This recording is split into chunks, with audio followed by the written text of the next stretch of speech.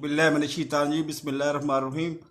नाजरीन, इस वक्त रौले इन्ने ज़्यादा पे ने ना दुनिया भर च ते नज़रां सारियां दी सारियां साढ़े सज्जे पासे अफगानिस्तान है उहदे ते लग्गियां ने, दूजे पासे खब्बे पासे कश्मीर मकबूजा कश्मीर है उस ते लग्गियां ने साड़ियां। ते पाकिस्तान बहुत वड्डे रौले च फसे। अज अकवाम मुतहदा च भी वज़ीर आज़म साहब ने खिताब करना है, तो उत्थों रौला पाया ने उत्थे अल्लाह भला करे थोड़ा बरतानिया च भी उत्थे हुकूमत भी चीख रही है कि कश्मीरियों का इलाज करो तो फलान करो, कश्मीरियों का कुछ मतलब कोई इंतज़ाम करो। तो मोदी जिहड़ा वो अमरीका दौरे ते गए है, उत्थे मतलब बड़ियां गल्लां ने करने वालियां। हुण सानू मुसीबत एक पासे अफगानिस्तान है, असीं पिटदे अफगानिस्तान पिछे पे हैं। साडा असल मसला कश्मीर है, मकबूजा कश्मीर है। तो अज मैं सारा दिन मैं जाती तौर पर मसरूफ हाँ, तो वीडियो तो ज़्यादा आनी है कोई नहीं, तुहानूं इन्ना दसदा कि अज ये रफड़ पे जे। अज इधर बरतानिया पिट रहा जे कि जी कश्मीरियां आज़ाद करो।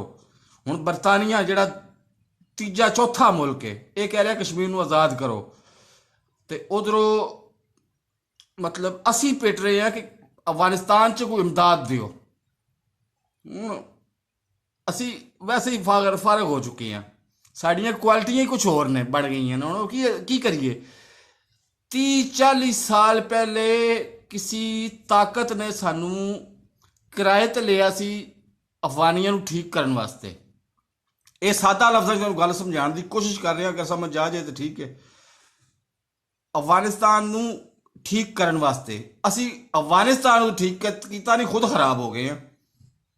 बहरहाल जुड़े रहो, जेड़ा जिस वे मौका मिलता रहेगा थानू हालात तो आगाह करता रहेगा। खबरां तो मैनू मिल ही रही ने, 24 घंटे ही मिल रही ने, बराह रास्त मिल रही ने।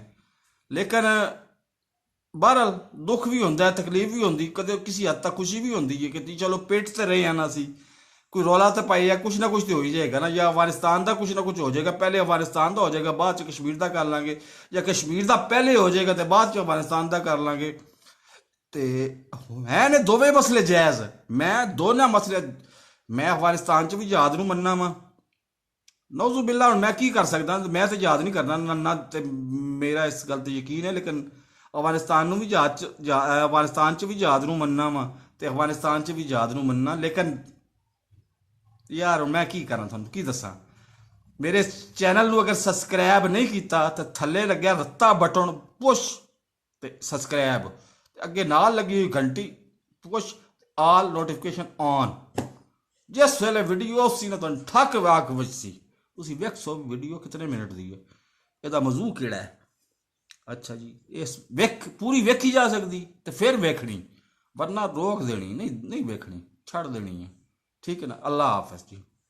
तो यू अगे अगे लोकां च वंडिया भी करो, लोकां च दित्ती भी करो। होर लोकां च ना दसो तो फिर लोग वेख छड़ी नहीं, तो फिर मैनू के मजा के स्वाद आना। अल्लाह हाफिज़ जी।